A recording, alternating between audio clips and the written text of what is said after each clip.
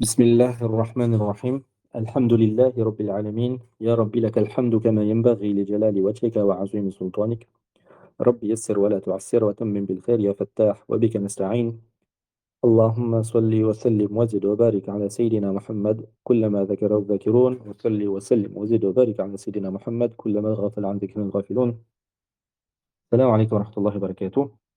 Donc on est aujourd'hui dans la continuité de notre lecture commentée du livre Ulum al-Qur'an al-Karim du Cheikh Dr Nuruddin Aikar, rahimahullah ta'ala. Donc, on avait commencé la lecture de son livre et on avait vu que sur certaines mas'ala, certains sujets, on prenait également d'autres ouvrages, notamment Mabahith fi Ulum al-Qur'an du Shaman al-Qattan, Ulum al-Qur'an de Cheikh Taqi Uthmani et les ouvrages du Cheikh Masa'id al-Tayyar, etc. On s'était arrêté la dernière fois, il y a quelques semaines maintenant, à la lecture des sagesses se cachant derrière le fait que le Coran ait été révélé de façon graduelle. Donc on avait vu que c'est l'avis de la majorité des savants, de l'immense majorité des savants, bien que comme on vient de le dire, il y a certains ulama qui sont d'avis que les livres précédents, les livres qu'Allah a révélés aux communautés précédentes, ont été aussi révélés de façon graduelle. C'est l'avis de l'imam al-Biqa'i et aussi du Cheikh Tahir ibn Ashur, rahimahumullah, qui disent que du fait que eux, c'était des. Il faut partir des ulama du tafsir qui ont une grande connaissance des livres de Ahlul Kitab. Et donc, en se basant sur cette analyse et sur d'autres éléments, et sur aussi le style, entre guillemets, la sunna de révélation qu'Allah a, et les tarbiyah qu'Allah a, ils ont été d'avis que les anciens livres précédant le Coran ont été aussi révélés de façon graduelle. Mais le Jumhur a des réponses à cela. On laissera ce sujet-là pour plus tard, Inch'Allah, ce débat. Donc, l'avis à retenir, et l'avis du Jumhur, de l'immense majorité de l'ulama, c'est que le Coran, il a cette spécificité d'être le dernier livre qu'Allah a révélé à la meilleure des communautés sur le meilleur des prophètes, alayhi salatu wassalam, et qui est le dernier des prophètes, alayhi salatu wassalam. Et également, il a cette spécificité qu'il a été révélé de façon graduelle et non en une seule fois. Donc, on avait vu qu'il y avait diverses hikmah, diverses hikam qui résidaient dans le fait qu'il y ait eu une révélation graduelle du Coran. La première étant que donc Allah il a révélé le Coran pour renforcer le cœur du prophète sallallahu alayhi wa sallam. C'était tathbit fu'ad nabi sallallahu alayhi wa sallam wa taqwiyatu qalbihi. Donc c'était le prophète sallallahu alayhi wa sallam, à chaque fois qu'il avait des difficultés dans sa da'wa au cours de ces 2 décennies de da'wa après la première révélation, à chaque fois qu'il avait une adversité, à chaque fois qu'il avait une épreuve, à chaque fois qu'il y avait quelque chose qui venait le toucher, Allah révélait le Coran en tant que cadeau, en tant que tasliya, en tant que réconfort pour le prophète sallallahu alayhi wa sallam dans cette épreuve. Et donc, on avait vu notamment le verset que le cher citait, Wallah du prophète sallam, wa tunzira bihi qawman ludda, et tu vas avertir avec celui-ci un peuple qui est très querelleur, un peuple qui a une dureté en lui. Donc, le prophète sallam, il recevait également le Coran en tant que tesliya, que réconfort, lorsqu'il rencontrait des difficultés avec son peuple.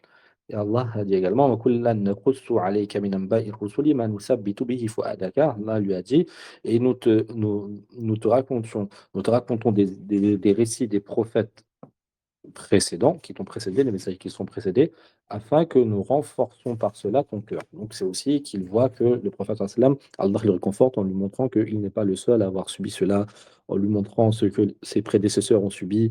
Et tout ça, c'était comme un encouragement et un réconfort. Et donc, ensuite, on a vu que la seconde sagesse, que les ulama ont dédicté au sujet de la descente graduelle du Coran, c'est muwajahatu ma yatra'u min umuri aw hawadithi tamassu da'wa.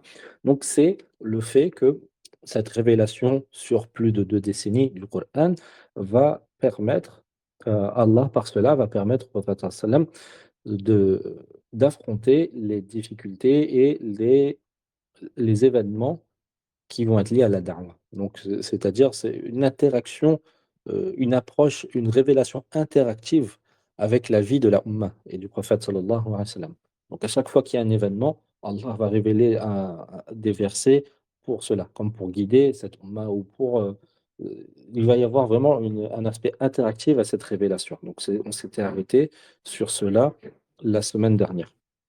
Donc on avait vu la semaine dernière, lors de notre dernier cours, il y a quelques semaines, on avait vu quelques exemples. Donc, par exemple, des fois, certains parmi les kuffars de Quraysh, ou bien les Yahoud, ou bien peu importe quel type de mushrikoun et de kuffar, défiaient le prophète sallam ou venaient s'opposer à lui, et tout de suite un verset descendait pour cela. Donc, vous voyez, le verset accompagnait la da'wah et répondait pour le prophète sallam. Et donc, la troisième sagesse que la troisième sagesse qui se cache derrière la révélation graduelle du Coran, c'est ta'ahud hadhihi al-umma allati unzila alayha al-Qur'an. Donc c'est le fait que Allah, par cette révélation graduelle, il va habituer cette umma au Coran. Il va l'éduquer avec le Coran. Il va l'habituer petit à petit avec le Coran. Donc, le Cheikh Noudour Al-Attar, rahimahullah, il dit وَذَلِكَ لِصِيَاغَتِهَا عَلَى نَهْجِ الإسلام القرآني عِلْمًا وعملا وفكرا واعتقادا وسلوكا وتخلقا وعرفا. Donc, c'est pour façonner cette umma avec une méthodologie pour qu'elle soit façonnée sur une habitude et une méthodologie islamique coranique, que ce soit dans le domaine de la science, dans le domaine des actions, dans le domaine pour transformer cette umma, la façonner idéologiquement au niveau des croyances, au niveau du comportement, au niveau des connaissances, au niveau du cheminement spirituel. Allah a dit à ce sujet, وَقُرْآنًا فَرَقْنَاهُ لِتَقْرَأَهُ عَلَى النَّاسِ عَلَى مُكْثٍ. Donc Allah a dit que ce Coran, nous l'avons euh, partitionné afin que tu le récites aux gens par portion. Et donc il nous dit, le cheikh nous dit à ce sujet, ومن مظاهر هذا الجانب أنهم كانوا قوما أميين لا يحسنون القراءة ولا الكتابة. فكانت الذاكرة عمدتهم الرئيسية. Donc le Coran il est descendu sur un peuple qui était majoritairement illettré, c'est-à-dire qu'ils n'utilisaient que très peu l'écriture, bien que l'écriture existait chez ce peuple-là. Mais le prophète sallam ne lisait pas et n'écrivait pas, et la plupart des Arabes ne lisaient pas et n'écrivaient pas. Mais plutôt, c'était une société d'oralité. Donc la mémorisation était au centre de la société sur laquelle le Coran est descendu, sur le prophète sallam. فلو نزل القرآن جملة واحدة لعجزوا عن حفظه. Et si le Coran il était descendu en une seule fois, ils auraient été incapables de le retenir et de l'apprendre par cœur. فأنزل الله قرآنه مفرقا ليقرأه الرسول صلى الله عليه وسلم عليهم على تمهل فيسهل عليهم حفظه ويتيسر فهمه ودرسه كذلك. Donc Allah il a révélé le Coran de façon fragmentée afin que le messager sallallahu alayhi wa sallam le récite à sa communauté, à ses fidèles, euh, en toute facilité.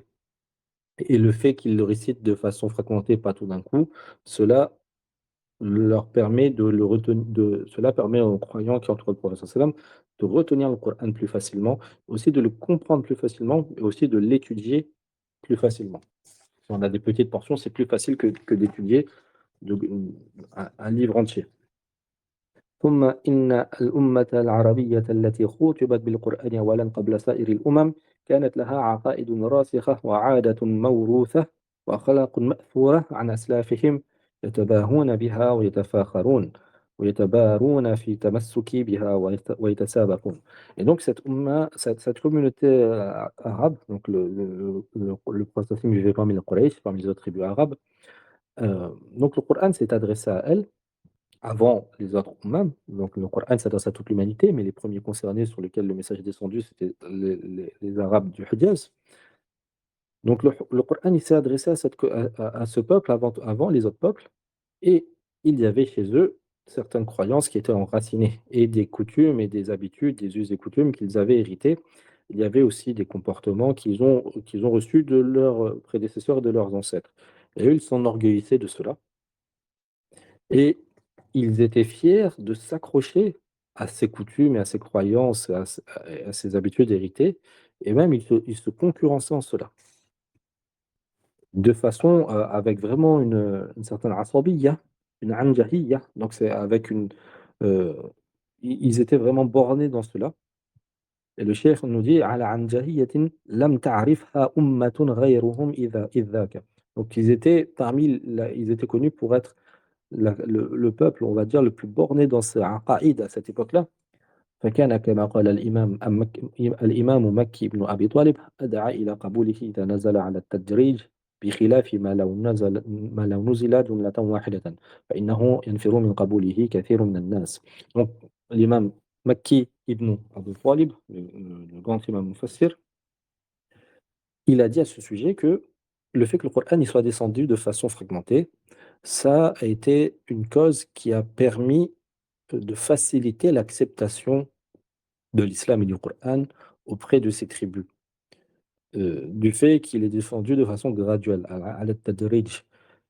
Contrairement au fait où il serait descendu de façon en une seule fois, alors si le Coran il serait descendu en une seule fois, ces tribus, avec leur attitude bornée, ils auraient fui, ils n'auraient pas accepté, la plupart des gens n'auraient pas accepté le Coran du fait que dans ce Coran, il y a beaucoup de fara'id, il y a beaucoup d'obligations, beaucoup d'interdits, beaucoup de choses qui vont bien changer leurs habitudes et leurs croyances. Donc, en un seul coup, du fait qu'ils soient très bornés, ils ne devraient pas accepter cela. Et le fait que le Coran il est descendu sur plus de 2 décennies, c'est comme une goutte d'eau qui va tomber au même endroit plusieurs fois. Petit à petit, ça va faire une érosion et ça va fondre la pierre. Et donc, le Coran a fendu cette société qui était bornée du fait qu'il a été révélé de façon graduelle sur plus de 2 décennies. لهذا سلك القرآن الكريم معهم مسلك التربية الحكيمة وهو مسلك التدرج في التشريع من حكم إلى حكم وتأني في نقلهم من حال إلى حال ومن خلق إلى خلق وهكذا بلغ الغاية في تخليهم عن عقائدهم الباطلة وعاداتهم المسترذلة وسمى بهم إلى عقائد القرآن وأخلاقه وعبادته وأحكامه ونظامه الشامل. Et donc le Coran, il a suivi cette méthodologie remplie de sagesse dans la tarbiya, dans l'éducation. Et cette méthodologie, c'est at-tadarruj, c'est le fait d'adopter une approche graduelle dans la législation. Donc le Coran, il n'importe pas tout l'ahkam d'un coup, toutes les règles et les obligations d'un coup, mais il passe d'une obligation à une autre de façon graduelle. Et il y va progressivement. Il les change d'un état à un autre, d'un comportement à un autre. Et c'est ainsi que le fait que le Coran a été révélé de façon graduelle, ça a permis à ces tribus qui étaient ancrées dans leur tradition et leur aqaïd batila, leur fausse croyance, ça leur a permis de se défaire de ces fausses croyances et de leurs coutumes, de leurs mauvaises coutumes, et ça les a élevés petit à petit vers les croyances du Coran, vers le comportement du Coran, vers les ibadat de l'islam, vers les ahkam du Coran et vers le système complet qu'Allah a révélé à travers son Coran. ويصور لنا هذه الحكمة التربوية ما أخرجه البخاري عن عائشة رضي الله عنها قالت إنما نزل أول ما نزل منه سورة من المفصل فيها ذكر الجنة والنار حتى إذا ثاب الناس إلى الإسلام نزل الحلال والحرام ولو نزل أول شيء لا تشربوا الخمر لقالوا لا ندع الخمر أبدا ولو نزل لا تزنوا لقالوا لا ندع الزنا أبدا. Donc, il y a un récit de notre mère Aïcha radiallahu ta'ala anha, l'épouse du prophète sallallahu alayhi wa sallam, qui est rapporté par l'imam al-Bukhari dans son Sahih. Et donc, dans ce récit, euh, notre mère Aïcha radiallahu anha, elle nous donne une image d'une grande sagesse qui se cache dans cette pratique éducative qu'Allah a eue avec les musulmans, dans le fait qu'il a révélé son Coran de façon graduelle. Donc, notre mère Aïcha radiallahu ta'ala anha, elle a dit que si euh, elle nous a dit ensuite du Coran que ce qui est descendu au début, ce qu'Allah a commencé à révéler au début de la révélation du Coran, c'est les versets qui vont parler du paradis et de l'enfer. Et donc, Allah a commencé à éduquer spirituellement les gens, à leur faire désirer le paradis, à leur faire désirer l'enfer, augmenter la foi dans leur cœur, etc. Jusqu'à ce que les gens, ils ont été raffermis sur l'islam. Et à un moment où les gens ont été raffermis sur l'islam, à ce moment-là, Allah a commencé à leur révéler les règles du halal et du haram, les règles de ce qui est licite et des interdits. Et notre mère Aïcha nous dit, et si ce qui avait été révélé en premier, ça aurait été la tashrabu, ne buvez pas l'alcool, alors les gens, ils n'auraient pas été habitués, ils n'auraient pas eu cette éducation spirituelle au préalable et ils auraient dit, nous n'abandonnerons jamais l'alcool. Et si la première chose qui aurait été révélée ça aurait été ne faites pas le zina, ne faites pas la fornication, les gens auraient dit, on n'abandonnera jamais le zina. Donc on voit que le fait qu'Allah a habitué les gens petit à petit au Coran, donc c'est vraiment, comme le cheikh nous a dit, ta'ahud هذه الأمة التي أنزل عليها القرآن, c'est habituer cette umma avec le Coran, habituer cette umma avec le iman pour les amener petit à petit à accepter graduellement ces enseignements. Ça a permis au fait que les gens se soient raffermis au niveau de leurs croyances et donc ils étaient prêts à accepter les règles et à abandonner les mauvaises habitudes et les mauvaises croyances qu'ils avaient. Et donc, c'est ainsi que les obligations, les fara'id ont été révélées. تنزيل الفريضة حتى إذا تمكنت في النفوس نزلت الأخرى. Donc, Allah a révélé une obligation. Ensuite, il a laissé le temps pour que les musulmans s'habituent à cette obligation. Et ensuite, il en révèle une autre. Il en est de même وكذلك المحرمات. Il en est de même pour les interdictions. بل إن التدرج في أحيان كثيرة كان يقع في الحكم الواحد. Et même souvent, il arrivait que le tadarruj, donc l'approche graduelle, la révélation graduelle, avait lieu au sujet d'une même règle.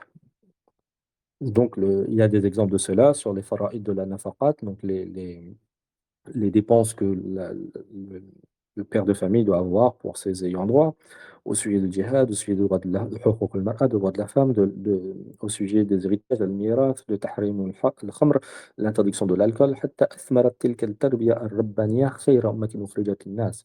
Et donc, la- le jugement de chacun des points dont on a évoqué a évolué petit à petit de façon graduelle dans le temps, et ceci a porté ses fruits à travers cette tarbiya, cette éducation qu'Allah a fait, au point où cette umma est devenue, comme Allah nous dit dans le Coran, khayra ummatin ukhrijat linnas, la meilleure communauté qui est sortie, qui a été envoyée pour les gens. وحتى كان في واقع امتثالها ما تباهي أرقى الدول في هذه العصر في محاولتها إصلاح مجتمعها. وما قصة تحريم الخمر المشهورة ومحاولة بعض الدول الكبرى في معالجتها ببعيدة عنا. Et donc le cheikh nous dit que il y a dans cet exemple, dans l'exemple qu'Allah a fait avec cette Ummah, un exemple pour toutes les autres nations les plus développées qui essayent de réformer leur société. Il nous dit qu'il y a par exemple l'histoire de l'interdiction de l'alcool qui est très connue, et on peut faire le rapprochement avec le fait que certains États essayent euh, d'interdire les drogues et tout ce qui peut nuire à l'esprit, et ils devraient s'inspirer de ce qu'Allah a fait dans le Coran. Euh, Et donc, ces nations, comme par exemple, on peut penser que le cher part d'ici de ce qui a eu lieu aux États-Unis pendant la Prohibition. فقد كان الفشل ذريعا بل تسبب باستفحال المشكلة حتى إن جر الكثيرون إلى الإمعان والزيادة في الشراب من الأنواع الأشد رداءة مما يعطينا العبرة في إعجاز التربية القرآنية التي كان التدرج في نزول الوحي بالأحكام من أنجع وسائلها. Donc il nous dit que ces nations développées, ils ont essayé des fois d'interdire des choses, comme notamment, on connaît la prohibition de l'alcool aux États-Unis dans les années 30, et oui, elles ont toutes échoué. Toutes les politiques anti-drogue, etc., ont échoué, anti-alcool ont échoué, et même ça a mené des problèmes inverses. Les gens ont augmenté dans leur addiction, et même des fois, ils sont passés à des substances encore plus nocives. Et tous ces échecs nous montrent vraiment l'i'adiyaz, l'aspect miraculeux de l'éducation coranique, la tarbiya coranique, dans at-tatarruj, dans le fait qu'il y a une approche graduelle dans la révélation, dans la descente de la révélation et des ahkam d'Allah à travers cette révélation. Donc Allah a d'abord fortifié la foi dans le cœur. Allah a descendu les fada'il, comme nous disent les mashayikh qui s'occupent de la da'wah. Allah a descendu les fada'il, donc tout ce qui est les vertus des actions, pour nous donner envie. Et une fois que la foi a été ancrée, Allah nous a donné les masaïl, les règles pratiques du fiqh. Donc la quatrième sagesse, التنبيه على وجه من إعجاز القرآن. Donc l'une des quatrièmes sagesses qui a été déduite du fait que le Coran il a été révélé de façon graduelle, c'est le fait d'attirer l'attention sur un des points, un des aspects miraculeux du Coran. وإليه الإشارة بقوله كذلك المثبت به فؤادك فعبر بقوله كذلك أي مثل ذلك التنزيل العجيب الشأن البالغ الغاية في الحكمة والإحكام ثم تذييل الآية بقوله ورتلناه ترتيلا وأصل الترتيل التمريد وكذلك يشير إليه قوله تعالى في الآية الأخرى ونزلناه تنزيلا وبيّنوا ذلك أننا إذا ما لاحظنا أن القرآن نزل مفرقا على حسب أحداث ووقائع لم تكن على ترتيب أو نسق معين ثم قد وضعت كل آية أو مجموعة آية نزلت في مكان خاص بها من سورة يأمر الوحي بوضع الآية أو الآيات فيها. Donc là, ce que le cheikh nous dit ici, c'est que dans le fait que le Coran il a été révélé de façon graduelle, si on analyse bien, maintenant que nous avons le Coran complet, depuis la fin de la révélation, avant la mort du prophète sallam, si on analyse bien, il y a quelque chose qui va attirer l'attention sur le fait, sur cet aspect miraculeux. Donc on voit qu'Allah, par exemple, il nous dit que il dit au prophète sallam, nous avons révélé sur toi, et ainsi nous faisons cela afin de fortifier ton cœur. Et donc, kadhalika, et ainsi à quoi cela fait référence? Donc c'est Allah fait référence à la façon dont il a révélé le Coran, c'est-à-dire de façon graduelle, cette façon étonnante, magnifique, qui est dans la perfection de la précision et de la sagesse. Donc Allah parle de cette façon-là. Il dit que cela est fait pour renforcer le cœur du prophète sallam. Et ensuite Allah poursuit le verset en disant «Warattalnahu tartila» et nous te le récitons de façon posée. Et Allah il dit également «Wa nazzalnahu tanzila». Dans un autre verset, Allah dit nous le révélons de façon graduelle. Tanzila, ici le masdar va indiquer que nous le révélons de façon petit à petit, avec un tanzil qui prend son temps, qui est graduel. Et si on va vraiment regarder le Coran, comment il nous est parvenu, et qu'on sait que ce Coran il a été révélé de façon graduelle sur plus de 2 décennies, quand nous on le lit, quand on lit le Coran, quand on va lire la même sourate, on voit que ça s'imbrique totalement comme si quelqu'un ne sait pas que le Coran a été révélé de façon graduelle sur plus de 20 ans et qu'il lit le texte, subhanallah, il trouvera rien, il va croire que ça a été révélé en une seule fois parce qu'il y a un agencement parfait des versets. Il y a un agencement parfait des versets et des thèmes, même si des fois dans une sourate, ça passe d'un thème à un autre, d'une histoire à une autre, mais ça se fait dans un agencement parfait, ça se fait entre guillemets naturellement, bien sûr pas naturellement, c'est le miracle d'Allah, c'est le miracle du Coran. Donc ce tanzil, le fait qu'on lit ce Coran et qu'il y a une perfection dans les liaisons des versets entre eux, ensuite on se rappelle que cela a été révélé sur plus de 20 ans, on se dit subhanallah. Il y a ici une preuve de i'jaz, de la nature miraculeuse de ce Coran.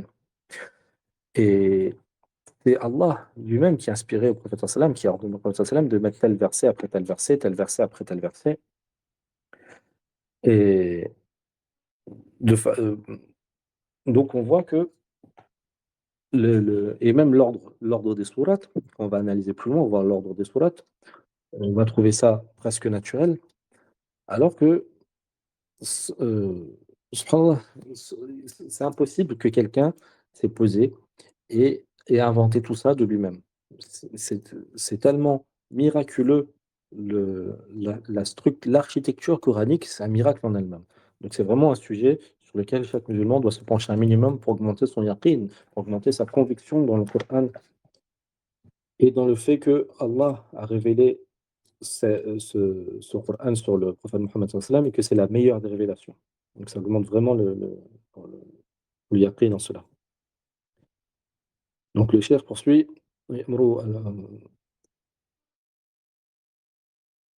Donc par exemple, il nous dit, il prend ici l'exemple de Surat al-Baqarah. Il dit que Surat al-Baqarah, au début, elle a été révélée à Madina, mais elle n'a pas été révélée en une seule fois. Elle a été révélée sur une période assez longue. Et chaque verset va venir parler d'un événement différent, on va avoir une cause de révélation différente. Au final, on a une sourate qui se retrouve être la plus longue sourate du Coran, mais quand on va la lire, il y a un enchaînement parfait des versets. On n'a pas l'impression qu'il y a eu une descente partielle. Or, il y a bien eu une descente partielle de ce Coran. ثم يقرأ القارئ المتدبر هذا القرآن بعد ذلك فيجد الترابط المحكم والاتساق العجيب وكأن السورة الطويلة إن كانت لوحة جميلة متناسقة الألوان والظلال والمشاهد أو بناء محكم الترابط تام التكوين. قال الإمام الشاطبي إن السورة الوحيدة مهما تعددت قضاياها فهي تكون قضية واحدة. Donc il a dit, après cela, après que ce Coran il a été révélé sur une longue période, celui qui va lire le Coran et qui va méditer sur le Coran, il va voir qu'il y a ces interconnexions donc, qui sont d'une précision absolue. Il y a des liens qui sont d'une précision étonnante entre chaque sourate, entre chaque verset. Et c'est quand on l'a lu, c'est comme si on lit euh, un seul bloc malgré que ça va parler de différents sujets, etc.